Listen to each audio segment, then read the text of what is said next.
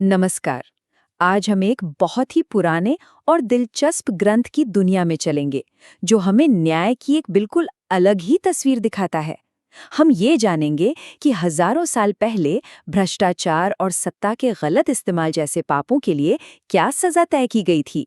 तो चलिए इस अनोखे सफर पर निकलते हैं। तो आज का हमारा सबसे बड़ा सवाल यही है कि जब कोई अपनी शक्ति या धन का गलत इस्तेमाल करता है, तो एक प्राचीन ग्रंथ के हिसाब से उसका अंजाम क्या होता है। इसका जवाब जानने के लिए हमें सीधे हमारे सोर्स की तरफ चलना होगा। तो चलिए सबसे पहले ये जानते हैं कि ये सारी बातें, ये सारी जानकारी आ कहाँ से रही है। हम बात कर रहे हैं गरुड़ पुराण की। अच्छा, तो हमारी ये जो जानकारी है ये गरुड़ पुराण के एक खास हिस्से से आती है, जिसे प्रेतकल्प कहते हैं। ये असल में भगवान विष्णु और उनके वाहन गरुड़ के बीच की एक बातचीत है, एक डायलॉग है। इसमें यह बताया गया है कि भाई मौत के बाद आत्मा के साथ क्या होता है और हमारे कर्मों का मतलब हमारे एक्शंस का नतीजा कैसे मिलता है। सीधे सीधे कहें तो ये एक कॉस्मिक जस्टिस सिस्टम का ब्लूप्रिंट है। इसे आप ऐसे समझिए जैसे एक कॉस्मिक बही खाता हो, एक लेजर जिसमें हर किसी का हर एक काम लिखा जा रहा है। और जानते हैं, खासकर उन लोगों का जिनके पास पावर है। इस सिस्टम में हर एक्शन का एक रिएक्शन है, एक सीधा नतीजा जिससे कोई बच ही नहीं सकता। आप सबसे पहले बात करते हैं धन से जुड़े पाप की।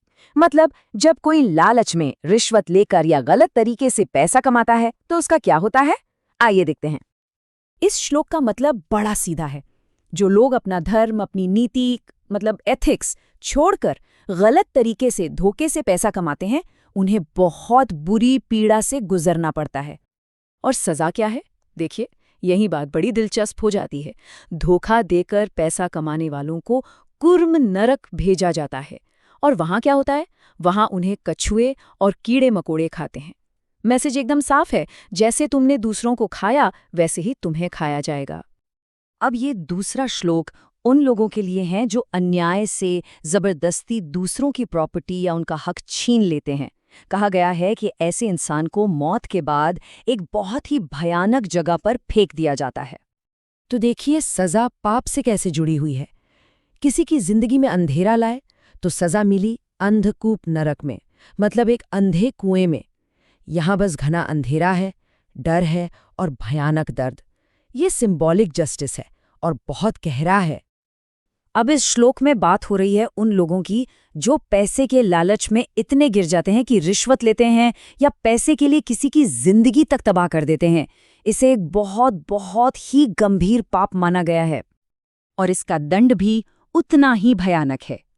रिश्वतखोरी और करप्शन के पैसे पर जीने वालों को कृमि भोजन नरक मिलता है। यहाँ वो खुद कीड़ों का खाना बन जाते हैं।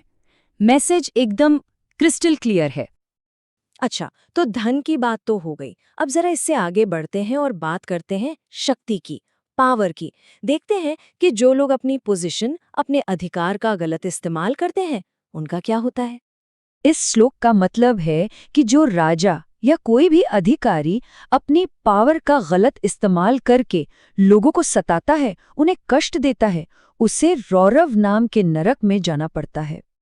और यहाँ भी देखिए, सजा बिल्कुल पाप के हिसाब से है। जिसने लोगों को सताया उसे रौरव नरक में रूरू नाम के खूंखार जीव सताते हैं। ये तो वही बात हो गई, जैसा करोगे वैसा भरोगे। एकदम परफेक्ट कॉस्मिक जस्टिस।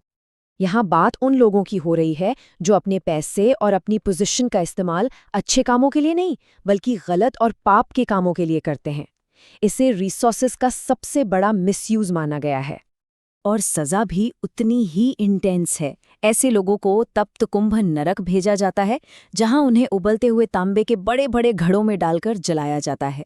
ये एक तरह का सिंबल है कि जिस धन और शक्ति ने उन्हें दुनिया में गर्मी दी, आखिर में वही उन्हें जलाकर राख कर देती है। तो हमने ये सब भयानक सजाएं तो देख लीं, पर इनके पीछे का असल मतलब क्या है, असली मॉरल मैसेज क्या है? चलिए अब इसे समझने की कोशिश करते हैं। देखिए, इस पूरे जस्टिस सिस्टम के कुछ बेसिक प्रिंसिपल्स हैं। पहला, अकाउंटेबिलिटी 100% है, कोई भी काम छिपता नहीं है। दूसरा, जो सजा है वो हमेशा पाप के हिसाब से ही मिलती है। तीसरा, जितनी ज्यादा पावर उतनी ही बड़ी जिम्मेदारी। और आखिर में न्याय सिर्फ इस दुनिया में नहीं होता, वो इससे कहीं आगे तक जाता है। तो ये समझना बहुत जरूरी है कि गरुड़ पुराण का ये सिस्टम किसी बदले की भावना से नहीं बना है। इसका मकसद है कॉस्मिक बैलेंस, एक तरह का संतुलन बनाना, और ये पक्का करना कि हर कोई अपने कामों के लिए जवाबदेह हो। इसका मकसद डराना नहीं, बल्कि एक मॉरल बैलेंस बनाए रखना है।